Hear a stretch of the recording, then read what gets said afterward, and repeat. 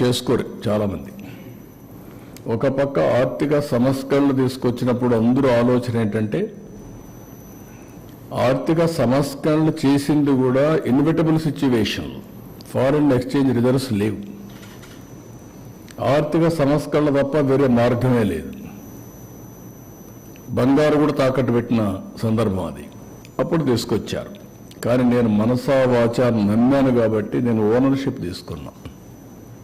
నేను మాట్లాడా, second generation రిఫార్మ్స్ని start చేశా.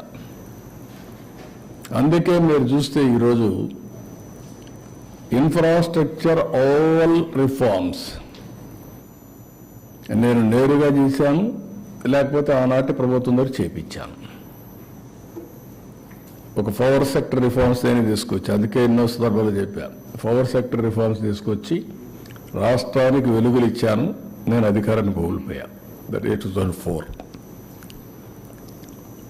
ఆ రోజు నేను కానీ దాన్ని కాంప్రమైజ్ అయ్యి ఉంటే ఓడిపోయాడు కాదేమో, అది వేరే చరిత్ర. అది విమానాశ్రయాలకి ఓపెన్ స్కై పాలసీ తీసుకొచ్చాను. ఫస్ట్ ఇండియాలో ఓపెన్ స్కై పాలసీలో ఫస్ట్ ఫ్లైట్ ఎమిరేట్స్ దుబాయ్ నుంచి హైదరాబాద్. గ్రీన్ ఫీల్డ్ ఎయిర్పోర్ట్లకు శ్రీకారం చుట్టాం. అది కూడా మీరు చూస్తే first airport Hyderabad green field airport. అదే మరి రోడ్లకు శ్రీకారం చుట్టాం. నేను మలేషియాలో చూస్తే ఆ రోడ్లన్నీ మరుగు ఉన్నాయని వచ్చినప్పుడు వాజ్పేయి గారు చెప్తే ఆయన ఎక్కడి నుంచి వస్తాయి డబ్బులు అంటే, కాదండి మనం పెట్టే డబ్బులు సరిపోతుంది, ఈ విధంగా చేద్దామంటే proof of concept Nellore to Chennai. ఆ తర్వాత గోల్డెన్ క్వాడ్రిలేటరల్ రోడ్, ఇప్పుడు 2 లేన్ 4 లేన్ 6 లేన్ 8 లేన్ 14 ట్రాఫిక్ని బట్టి పెరిగిపోతున్నాయి. ఇవన్నీ కూడా చేసిన దానివల్ల సంపద వచ్చింది, ఆదాయం పెరిగింది. హైదరాబాద్లో అప్పట్లోనే first of its kind in India outer ring road 163 kilometres, 5,000 ఎకరాలతో ఎయిర్పోర్ట్.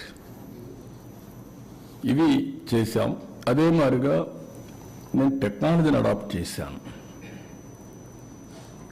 టెక్నాలజీ ఐటీ వల్ల ఏం జరుగుతుందో ఒకసారి చెప్పడం కాకుండా దాన్ని ఓనర్షిప్ తీసుకొని చాలామంది ఎగతాళి చేశారు.